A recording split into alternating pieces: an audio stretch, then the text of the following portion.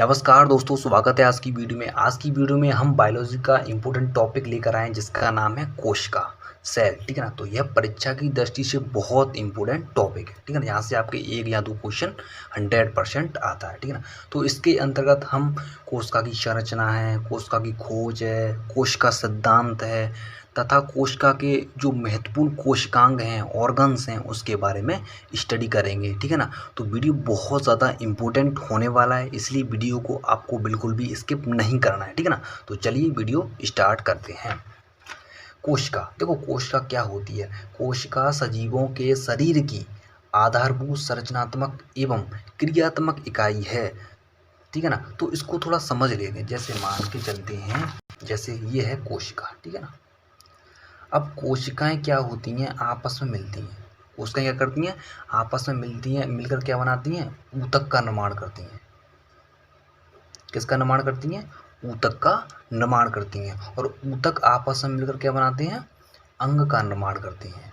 और जो अंग हैं आपस में मिलकर क्या बनाते हैं, अंग तंत्र का निर्माण करते हैं। अंग तंत्र का निर्माण करते हैं। और ये अंग तंत्र से किसका निर्माण होता है, हमारे शरीर का निर्माण होता है। ठीक है ना। तो देखो परिभाषा में क्या कहा गया है कि सजीवों के शरीर की आधारभूत संरचनात्मक इसलिए कहा गया है क्योंकि यह मिलकर क्या बनाते हैं, एक ऑर्गन या अंग तंत्र बनाते हैं। अंग तथा अंग तंत्र बनाते हैं। जबकि क्रियात्मक इसलिए कहा गया है क्योंकि ये अंग या अंग तंत्र है ना, एक विशेष कार्य करते हैं। जैसे कि बात करते हैं हमारा, जैसे आपका पाचन तंत्र है। अब पाचन तंत्र के बारे में बात करते हैं तो पाचन तंत्र का क्या क्या कार्य होता है, इसका कार्य होता है भोजन का पाचन करना। ठीक है ना। इसी तरीके से आपका उत्सर्जन तंत्र है, श्वसन तंत्र है। तो ये क्या करते हैं, कोई ये विशेष कार्य करते हैं। तो इसलिए इस कोशिका को क्या कहा गया है, क्रियात्मक इकाई कहा गया है। ठीक है ना। नेक्स्ट आगे बढ़ते हैं। कोशिका स्वजनन का सामर्थ्य रखती है। स्वजनन का मतलब क्या होता है कि कोशिका स्वयं अर्थात विभाजित होकर और भी कोशिकाएं बनाती हैं। ठीक है ना। नेक्स्ट पॉइंट है, संसार के सभी सजीव अर्थात जिनमें जीवन पाया जाता है कोशिकाओं से मिलकर बने होते हैं। जितने भी आपके सजीव होते हैं वो सभी क्या होते हैं, कोशिकाओं से मिलकर बने होते हैं। ठीक है ना। इतना समझ में आ गया।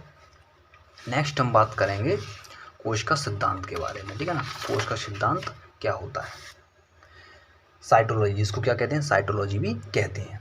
जीव विज्ञान की वह शाखा जिसके अंतर्गत कोशिका की संरचना, स्ट्रक्चर व कार्यों वर्क का अध्ययन होता है या किया जाता है। तो ऐसी विज्ञान को क्या कहते हैं, साइटोलॉजी या कोशिका विज्ञान कहते हैं। ठीक है ना। इसको हम इस तरीके से भी कह सकते हैं, कोशिका का यहाँ पर अध्ययन किया, कोशिका के अध्ययन को क्या कहते हैं, साइटोलॉजी या कोशिका विज्ञान भी कहते हैं। ठीक है ना। इस तरीके से हम इसकी परिभाषा लिख सकते हैं। नेक्स्ट है कोशिका की खोज। देखो कोशिका की खोज किसने की, ये इंपॉर्टेंट क्वेश्चन बनता है यहाँ से। ठीक है ना। इंपॉर्टेंट है आपका, कोशिका की खोज किसने की। सर्वप्रथम कोशिका की खोज 1665 ईस्वी में रॉबर्ट हुक, किसने की थी इसकी खोज, रॉबर्ट हुक ने की थी। उन्होंने कॉर्क के टुकड़े में कोशिका के बाहरी आवरण को देखा व इसे क्या नाम दिया था, कोशा नाम दिया था। तो कोशिका की खोज किसने की थी, रॉबर्ट हुक ने की। किसमें की, कॉर्क के टुकड़े में की। ठीक है ना। नेक्स्ट पॉइंट है, जीवित कोशिका को सर्वप्रथम 1674 ईस्वी में एंटोनी बॉन ल्यूवेनहॉक ने देखा था। ठीक है ना। देखो जीवित कोशिका की बात करते हैं तो किसने खोज की थी, एंटोनी बॉन ल्यूवेनहॉक ने की। ठीक है ना। जबकि मृत कोशिका की बात करते हैं तो किसने खोज की थी, रॉबर्ट हुक ने की, जिसे क्या नाम दिया था, कोशा नाम दिया था। ठीक है ना। क्लियर है। नेक्स्ट हम बात करेंगे, नोट लगा के लिखा हुआ है यहाँ पे, रॉबर्ट ब्राउन ने सर्वप्रथम आर्किड पौधे की जड़ों में, एक आर्किड क्या प्लांट होता है, इसकी जड़ों में कोशिका के केंद्रक की खोज की। किसकी खोज की, केंद्रक की खोज की, न्यूक्लियस की खोज की। ठीक है ना। नेक्स्ट हम बात करेंगे, देखो केंद्रक के बारे में हम विस्तार से आगे पढ़ेंगे। ठीक है ना। तो अब नेक्स्ट आता है कोशिका सिद्धांत, सेल थ्योरी किसने दी। ठीक है ना। ये भी इंपॉर्टेंट है, परीक्षा की दृष्टि से यहाँ से पूछा जाता है कि कोशिका सिद्धांत किन वैज्ञानिकों के द्वारा दिया गया था। ठीक है ना। इसमें पढ़ेंगे हम जर्मनी के वनस्पति विज्ञान, जो जर्मनी के वनस्पति विज्ञान हैं इनका नाम है मैथियस स्लाइडेन। क्या है इनका नाम, मैथियस स्लाइडेन, तथा प्राणी विज्ञान थियोडोर स्वान ने संयुक्त रूप से कोशिका सिद्धांत प्रतिपादित किया था। तो जो कोशिका का सिद्धांत है वो कौन कौन से वैज्ञानिक ने दिया था, जिनका नाम है स्लाइडेन और स्वान, ठीक है ना। इन्होंने सिद्धांत में क्या दिया था, पहला पॉइंट है इसका, सभी जीव कोशिका व कोशिका उत्पाद से मिलकर बने होते हैं। इन्होंने कहा था कि ऐसे मान के चलते हैं ये जीव है, कोई जीव है तो किससे मिलकर बना होता है, यह कोशिका या कोशिका प्लस या कोशिका के जो उत्पाद हैं, प्रोडक्ट हैं, जैसे कि कोशिकांग हैं, कोशिकांग और भी जो कोशिकांग होते हैं ना, उनसे मिलकर बना होता है, ठीक है ना। तो जो जीव होता है वो कोशिका उत्पाद से मिलकर बना होता है, ठीक है ना। सेकंड पॉइंट दिया था इन्होंने कि सभी कोशिकाएं, जितनी भी कोशिकाएं हैं, पूर्व स्थित कोशिकाओं से निर्मित होती हैं। ये बात इन्होंने सही कही थी, लेकिन इस बात को जो आपके स्लाइडेन और स्वान थे वो इस बात को स्पष्ट नहीं कर पाए थे, ठीक है ना। उन्होंने बात सही कही थी लेकिन इसको स्पष्ट नहीं कर पाए थे। लेकिन इनका सिद्धांत यह बताने में असफल रहा कि नई कोशिकाओं का निर्माण कैसे होता है, ये बताने में क्या रहे, असफल रहे। पहली बार रुडोल्फ विर्चो ने स्पष्ट किया कि कोशिका विभाजित होती है और नई कोशिकाओं का जो निर्माण होता है पूर्व स्थित कोशिकाओं के विभाजन से होता है। तो ये बात जो स्लाइडेन और स्वान थे बताने में असफल रहे थे, लेकिन ये बात किसने बताई थी, रुडोल्फ विर्चो के द्वारा इस बात को स्पष्ट किया गया था, ठीक है ना। नेक्स्ट हम बात करेंगे कुछ इंपॉर्टेंट पॉइंट्स जो आपके एग्जाम में सीधा क्वेश्चन आता है यहाँ से। सबसे छोटी कोशिका कौन सी होती है, माइक्रोप्लाज्मा, जिसका जो आकार है वो कितना होता है, 0 माइक्रोमीटर होता है, ठीक है ना। सबसे बड़ी कोशिका की बात करते हैं तो सबसे बड़ी कोशिका कौन सी है, शुतुरमुर्ग का अंडा। नेक्स्ट है मानव शरीर की सबसे छोटी कोशिका कौन सी कोशिका होती है, शुक्राणु कोशिका होती है, जो नर में पाई जाती है, ठीक है ना। नेक्स्ट है मानव शरीर की सबसे बड़ी कोशिका जिसे बोलते हैं अंडाणु, यह स्त्री या मादा में पाई जाती है, ठीक है ना। नेक्स्ट है मानव शरीर की सबसे लंबी कोशिका कौन सी होती है, तंत्रिका कोशिका, जिसको क्या कहते हैं, न्यूरॉन्स भी कहते हैं। इसकी जो लंबाई है लगभग कितनी होती है, 1 मीटर होती है, और यह तंत्र या न्यूरॉन्स की संरचना है, ठीक है ना। नेक्स्ट हम बात करेंगे कोशिका के प्रकार, टाइप्स ऑफ सेल्स के बारे में, ठीक है ना। तो कोशिका होती है वो 2 प्रकार की होती है, एक है प्रोकैरियोटिक कोशिका और दूसरी आपकी यूकैरियोटिक कोशिका। प्रोकैरियोटिक कोशिका और यूकैरियोटिक कोशिका के बारे में जान लेते हैं, ठीक है ना। तो प्रोकैरियोटिक कोशिका क्या होती है, यह प्राचीन या आदिम कोशिकाएं होती हैं, अर्थात ये प्राचीन काल की कोशिकाएं होती हैं जिनमें किसी भी प्रकार का कोई विभाजन या कोई परिवर्तन नहीं हुआ, कोई विकास नहीं हुआ, ठीक है ना, जिनमें प्रारंभिक केंद्रक पाया जाता है, ठीक है ना।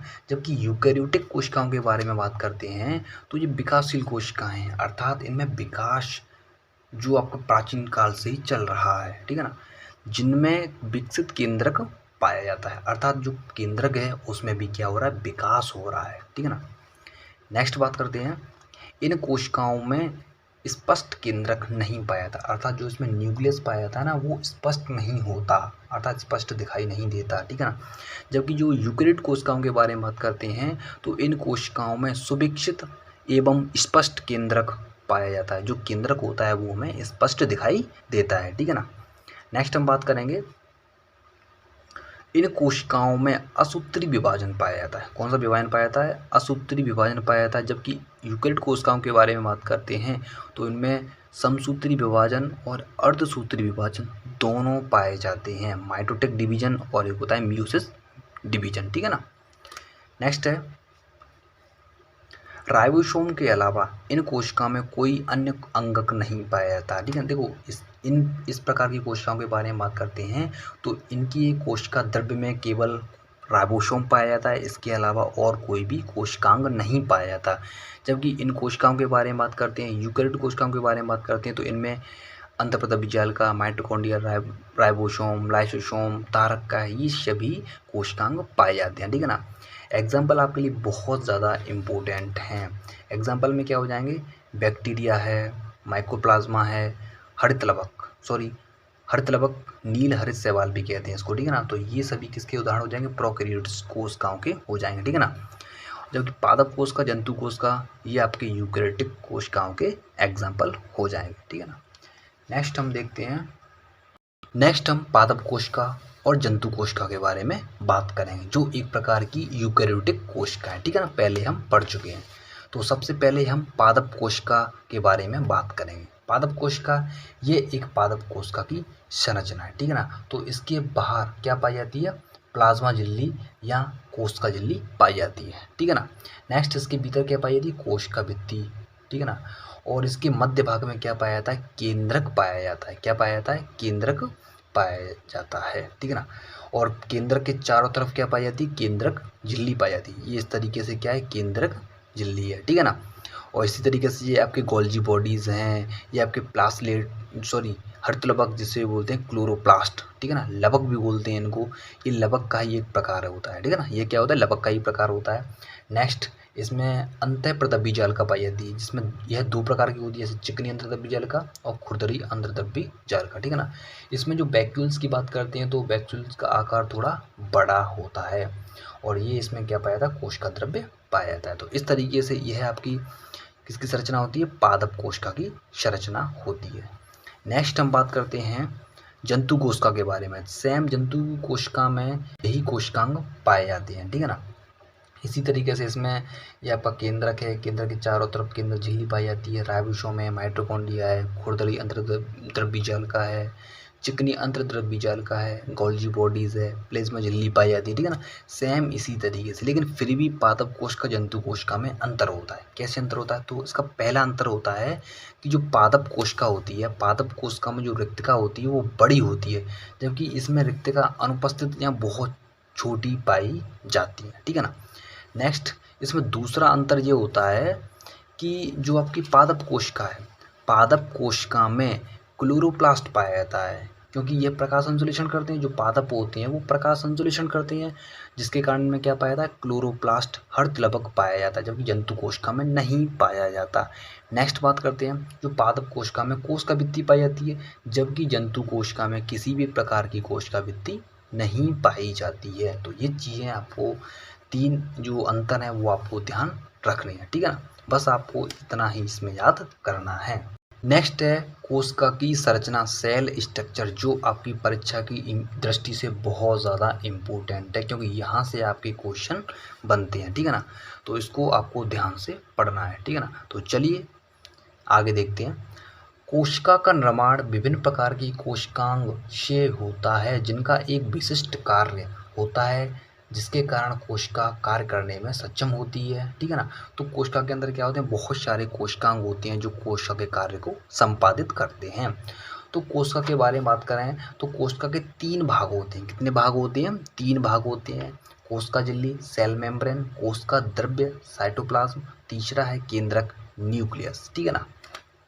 तो ये 3 भाग होते हैं, इनको हम विस्तार तरीके से पढ़ेंगे, ठीक है ना।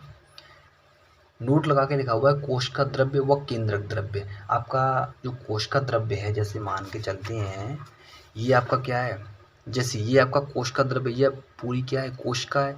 अब ये कोशिका का द्रव्य है और यहाँ पे पाया था इसके अंदर केंद्रक का द्रव्य। तो इन दोनों को क्या कहते हैं, जीव द्रव्य कहते हैं। क्या कहते हैं, जीव द्रव्य। क्या कहते हैं इसको, प्रोटोप्लाज्म कहते हैं, ठीक है ना। यहाँ से भी क्वेश्चन बनता है। नेक्स्ट है, तो इसमें पहला पॉइंट है कोशिका झिल्ली। पहला पॉइंट क्या है, कोशिका झिल्ली, इसके बारे में पढ़ेंगे, ठीक है ना। यह कोशिका का सबसे बाहरी आवरण होता है। ये क्या होती है, कोशिका के सबसे बाहरी आवरण होता है। यह बहुत पतली, मुलायम और लचीली झिल्ली होती है। इसे अर्धपारगम्य या चयनात्मक पारगम्य झिल्ली भी कहते हैं। क्यों कहते हैं, क्योंकि यह कुछ पदार्थों के लिए पारगम्य होती है। और बात करें इस कोशिका झिल्ली की, तो यह लिपिड और प्रोटीन्स की बनी होती है। किसकी बनी होती है, यह लिपिड और प्रोटीन की बनी होती है। नेक्स्ट हम कोशिका झिल्ली के कार्य के बारे में बात करेंगे।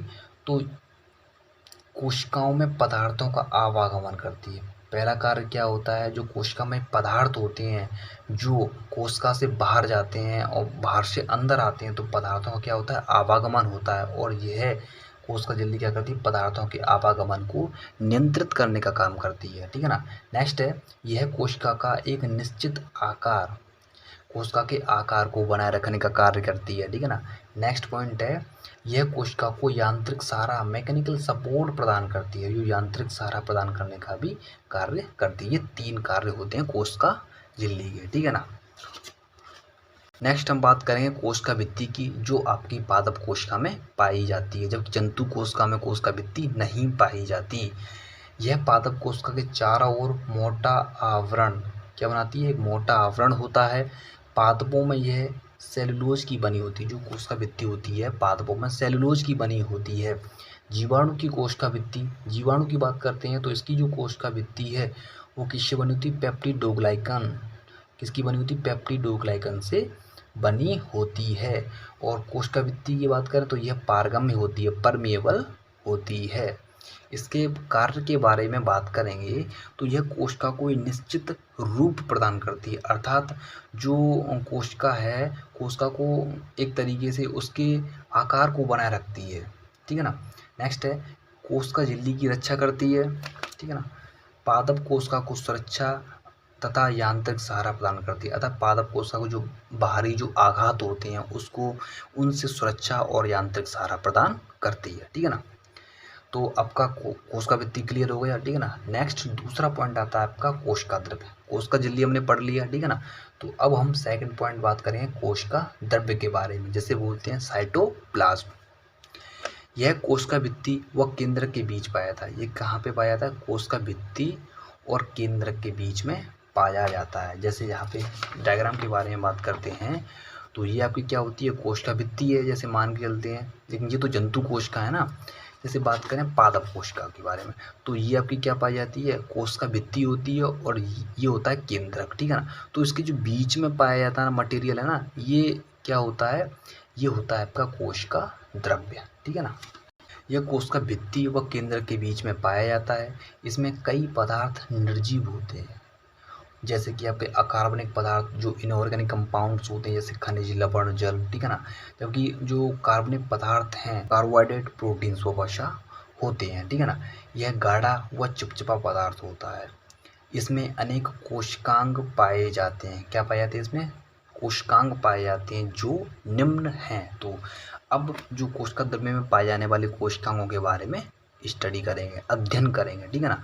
तो सबसे पहला जो कोशिकांग है उसका नाम है अंतःप्रदब्बी जालिका, एंडोप्लाज्मिक रेक्टिकुलम। इसको क्या कहते हैं, एंडोप्लाज्मिक रेक्टिकुलम, ठीक है ना।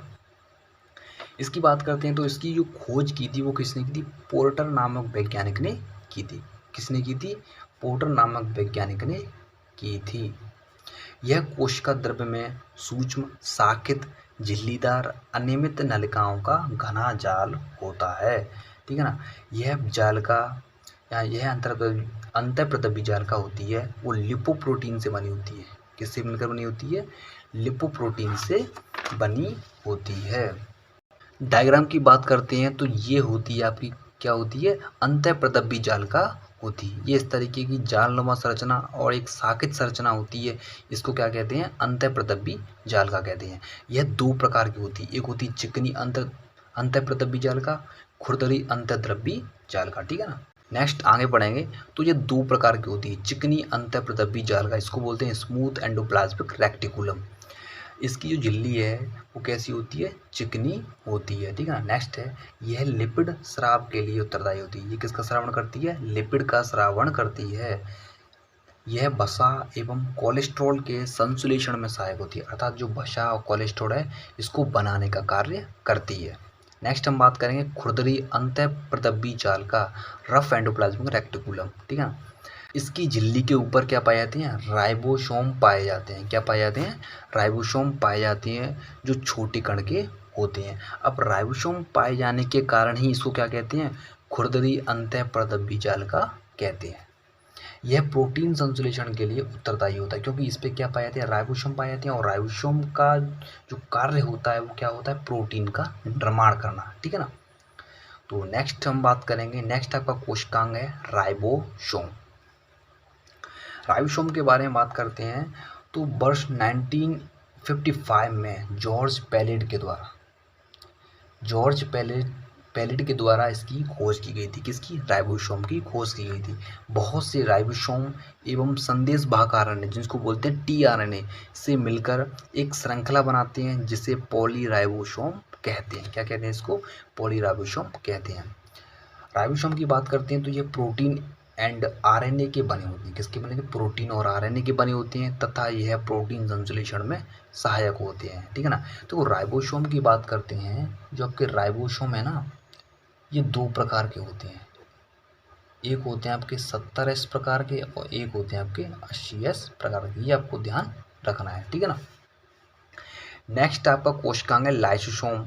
ठीक है ना। ये भी आपकी परीक्षा की दृष्टि से बहुत ज़्यादा इंपॉर्टेंट है। यहाँ से आपका क्वेश्चन बनता है। ठीक है ना।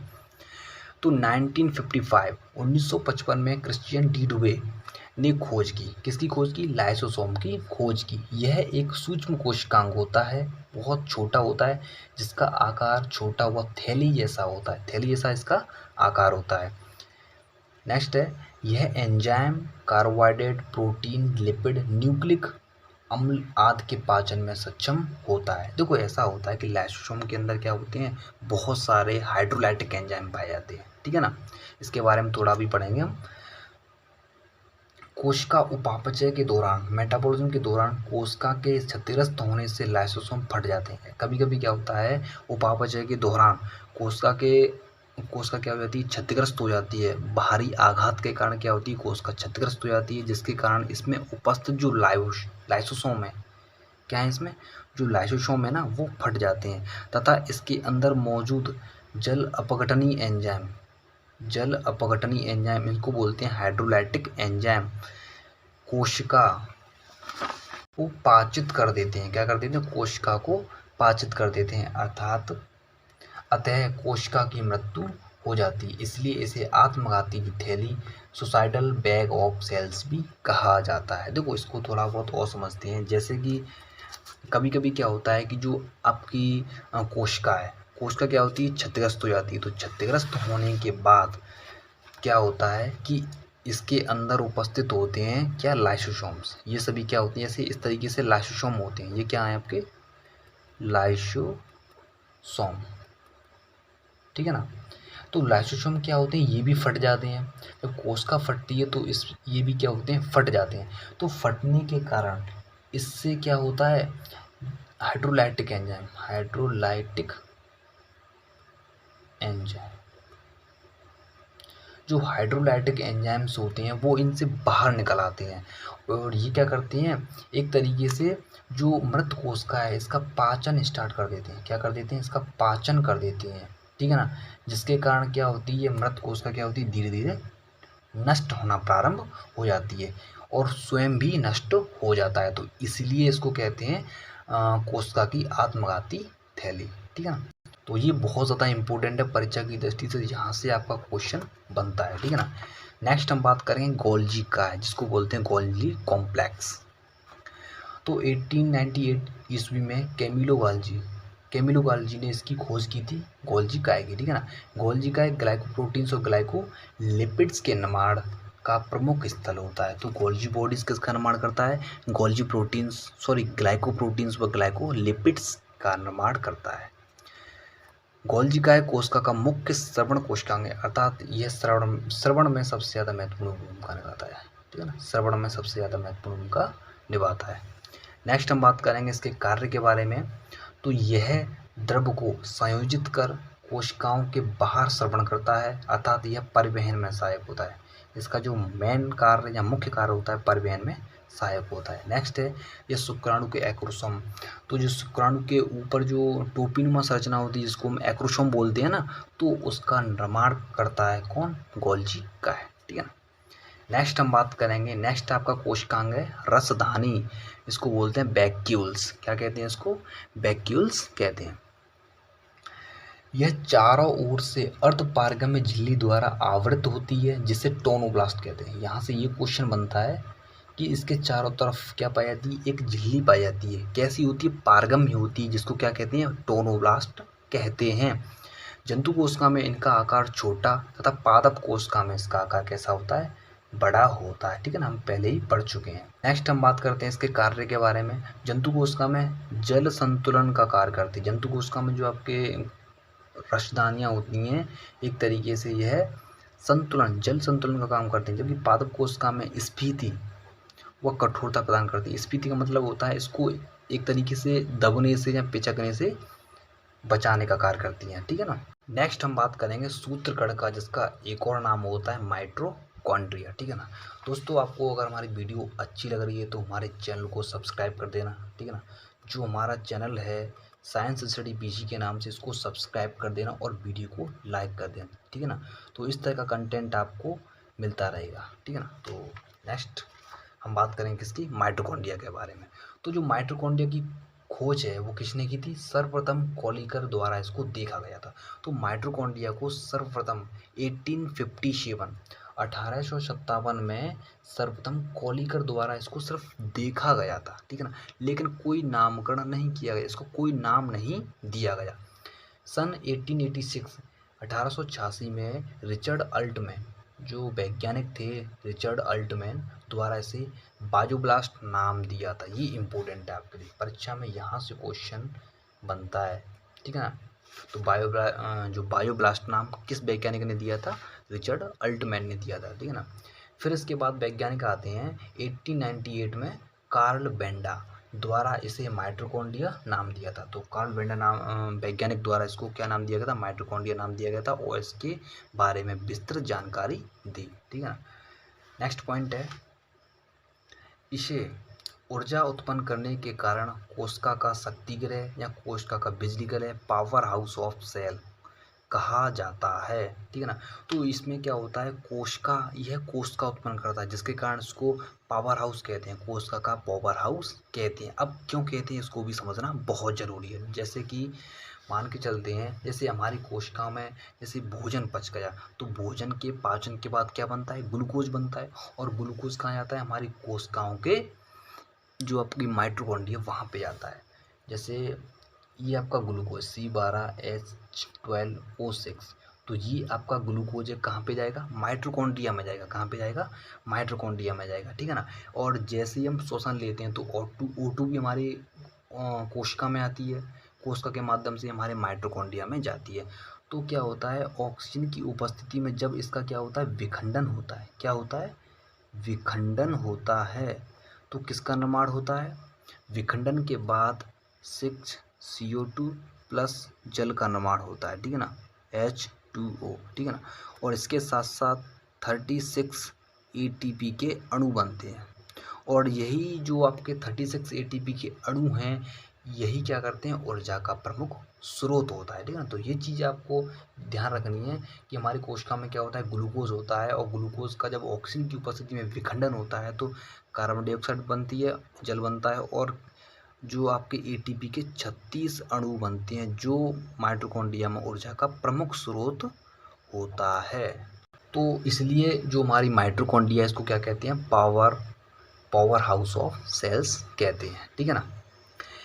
यह कोशिका द्रव्य में पाई जाने वाली गोलाकार अथवा सूत्राकार रचनाएं होती है। क्या, माइटोकॉन्ड्रिया। तो ये हमारे कोशिका द्रव्य में एक तरीके से गोलाकार और सूत्राकार रचना होती है। माइटोकॉन्ड्रिया दोहरी झिल्ली से घिरी रहती है, इसमें दोहरी झिल्ली पाई जाती है, तथा इनमें उभारों को कष्टी कहते हैं। माइटोकॉन्ड्रिया में वायवीय श्वसन पाया जाता है। इसमें पहला पॉइंट है ATP का निर्माण होता है, और दूसरा है भोजन का ऑक्सीकरण होता है। ATP के बारे में बात करते हैं तो ATP की जो फुल फॉर्म होती है एडेनोसिन ट्राइफॉस्फेट होती है। माइटोकॉन्ड्रिया में ATP के रूप में ऊर्जा संरक्षित रहती है। तो जो माइटोकॉन्ड्रिया ना, इसमें ATP के रूप में ही ऊर्जा संरक्षित रहती है, ठीक है।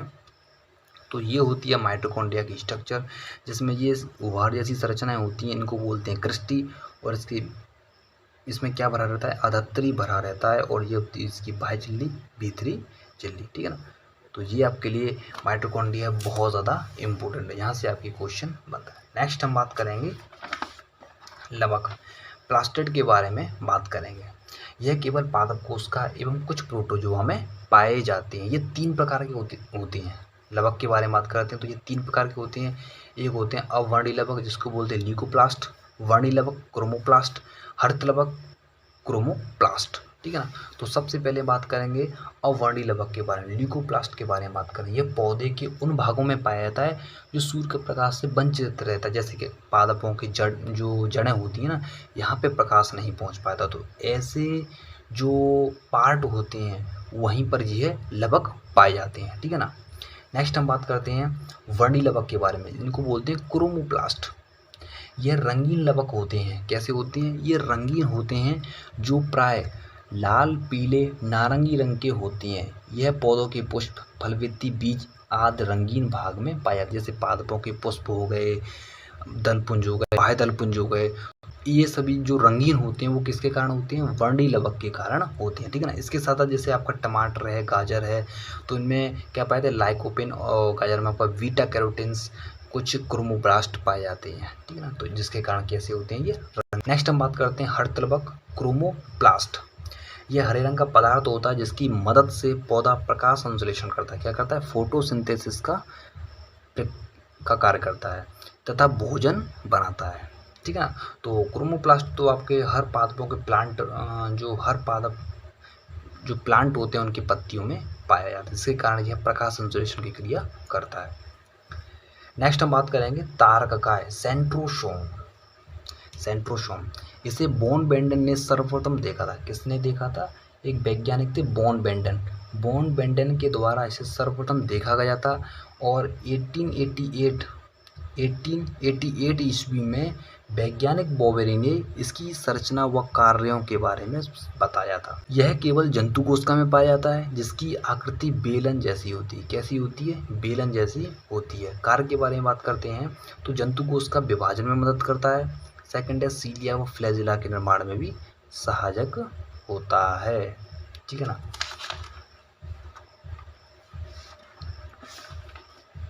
नेक्स्ट हम बात करेंगे केंद्रक न्यूक्लियस। यह कोशिका का तीसरा भाग होता है, ठीक है ना। तो पहला भाग कौन सा था? कोशिका झिल्ली। दूसरा था कोशिका द्रव्य, जिसमें हम सभी कोशिकांगों को पढ़ चुके हैं, ठीक है ना। तीसरा भाग आता है केंद्र। तो ये दिए है आपके केंद्र की संरचना। तो इस केंद्र की संरचना के बारे में बात करते हैं तो ये होती है आपकी केंद्र झिल्ली। इसके ऊपर क्या पाई जाती है? केंद्र झिल्ली पाई जाती है और इसके ऊपर बहुत सारे छोटे छोटे छिद्र पाए जाते हैं। इनको क्या कहते हैं? केंद्रक छिद्र कहते हैं।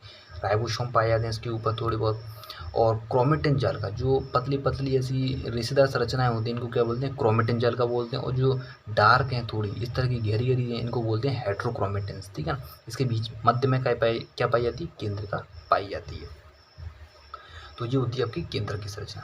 इसमें पहला पॉइंट है 1831 ईस्वी में रॉबर्ट ब्राउन ने केंद्र की खोज की थी। किसने की थी? रॉबर्ट ब्राउन वैज्ञानिक ने केंद्र की खोज की थी। नेक्स्ट है केंद्रक में धागेनुमा पदार्थ जाल के रूप में फैला रहता है। कैसा होता है? धागेनुमा पदार्थ जाल के रूप में फैला रहता है। उसे क्या कहते हैं? क्रोमेटिड या क्रोमेटिन जाल कहते हैं। इसको क्या कहते हैं? क्रोमेटिड कहते हैं। क्रोमेटिड नाम जो किसने दिया था? फ्लेमिंग नामक वैज्ञानिक ने दिया था। जो क्रोमेटिड नाम दिया था वो फ्लेमिंग ने दिया था। क्रोमेटिड के बारे में बात करते हैं तो ये क्रोमेटिड डीएनए, इसकी फुल फॉर्म क्या होती है? डीऑक्सी न्यूक्लिक अम्ल व प्रोटीन से बने होते हैं।